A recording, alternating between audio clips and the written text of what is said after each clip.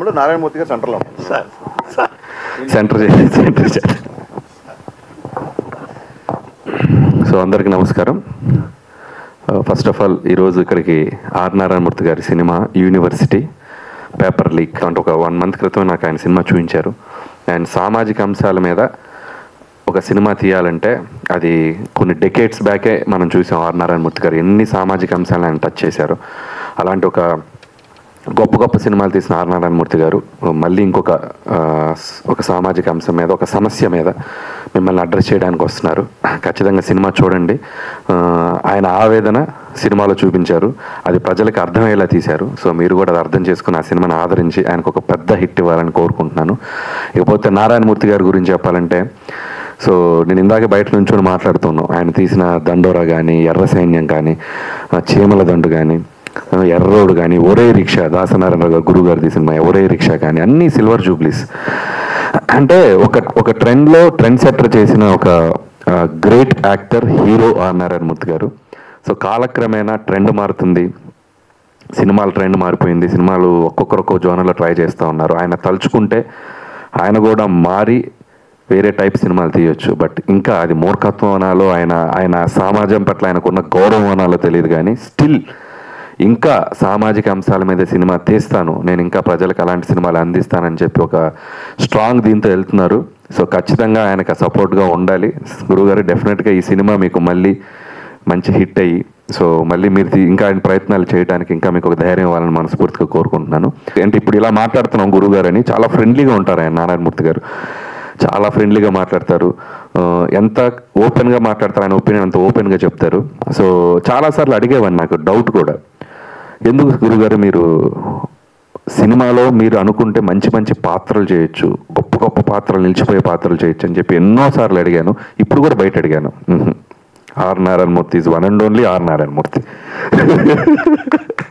So నిజంగా ఆయన will power, నేను నా సినిమాలే, నా కైండ్ ఆఫ్ సినిమాలే నేను చేసుకుంటూ వెళ్తాను, నా ఓపుకుని ఉన్నాను అంటూ ఉంటారు ఆయన.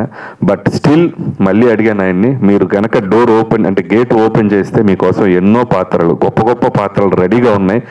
అటు హరీష్ అన్న కానీ, మేము కానీ, ఇంకా రైటర్స్ చాలామంది ఉన్నారు. ప్లీజ్ ఇది మీరు చేయరని నాకు తెలుసు, బట్ ఏదో మీడియా ముఖంగా నా అభిప్రాయం చెప్తున్నాను. But be like you what you are sir are Narayanamurthy garu, that's up to you. Shankar garu మాట్లాడతారు అన్న ఆర్ నారాయణమూర్తి గారి గురించి. సార్ అనిల్ ఏదన్నా ఫోన్ అసలు అప్పుడు నేను అనిల్ ఎప్పుడు అసలు ఫోన్లోనే మాట్లాడుకోము. ఏదైనా ఇంకా ఫోన్ చేశాడంటే అది చాలా ఇంపార్టెంట్ అని అవ్వచ్చు, లేదా ఒక పెద్ద జోక్, ఒక అరగంట నవ్వే జోక్ అని అవ్వచ్చు. ఈ 2 విషయాలు ఉంటే అనిల్ ఫోన్ చేస్తాడు. ఫోన్ చేసి, అన్న నేను ఒకటి అడుగుతున్నాను, నువ్వు కాదనొద్దు వచ్చేయాలి అన్నాడు. ఏంటి అంటే, ఇలాగ నారాయణమూర్తి గారిది అని. అనిల్కి నారాయణమూర్తి గారు అంటే ఎంత ఇష్టం అంటే, అందరికీ మాకు దిల్రాజు గారి ఆఫీస్లో నారాయణమూర్తి గారు బాగా పరిచయం, బాగా క్లోజు. బట్ అనిల్కి ఎంత ఇష్టం అంటే, ఈ ప్రమోషన్స్ భుజం మీద చేసుకున్నాడు. అంటే ఇప్పుడు బేసిక్ ఏ ప్రమోషన్స్ అయినా అనిలే భుజం మీద వేసుకుంటున్నాడు.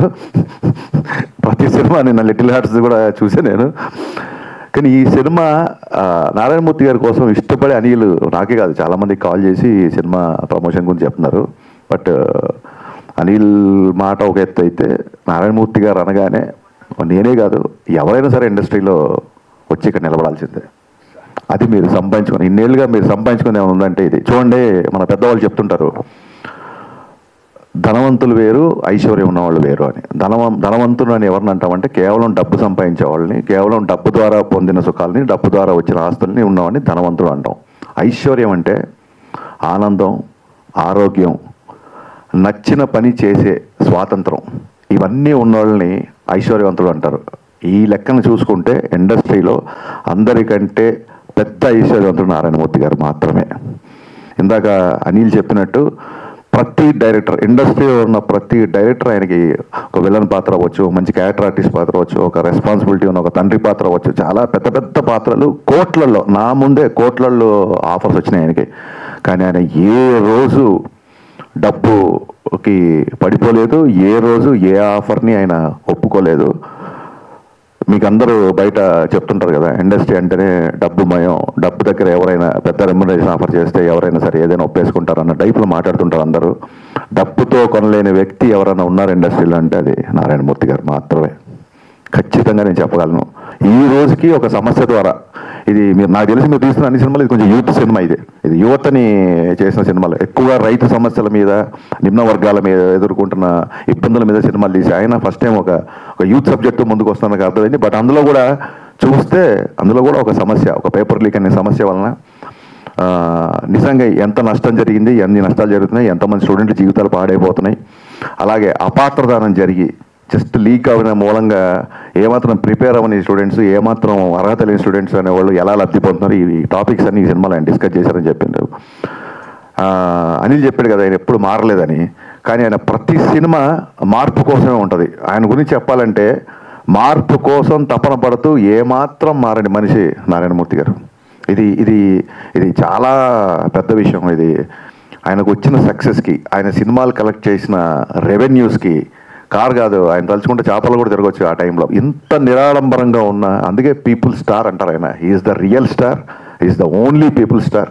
అండ్ ఖచ్చితంగా ఈ సినిమా మీరు అనుకున్న విజయాన్ని సాధించాలని మనస్ఫూర్తిగా కోరుకుంటూ, మీరు ఇలాంటి సందర్భాలలో మమ్మల్ని పిలిచి మాకు కూడా కాస్త ఒక రెస్పెక్ట్, గౌరవం కలిగేలా చేస్తున్నందుకు మీకు మనస్ఫూర్తిగా ధన్యవాదాలు చెప్పుకుంటున్నాను. నా విజ్ఞప్తిని మన్నించి ఇంత బిజీ టైంలో ఇద్దరు రావడం సార్ నిజంగానే చూడడానికి వీల్లేదు, ఎందుకంటే కుదరలేదు. నిజంగానే బిజీగా ఉన్నాను. నేను లాస్ట్ 40 రోజుల నుంచి పవన్ కళ్యాణ్ గారితో డే అండ్ నైట్ షూటింగ్ చేసి ఉస్తాద్ భగత్ సింగ్ సినిమా ఫినిష్ చేసే పనిలో ఉన్నాం.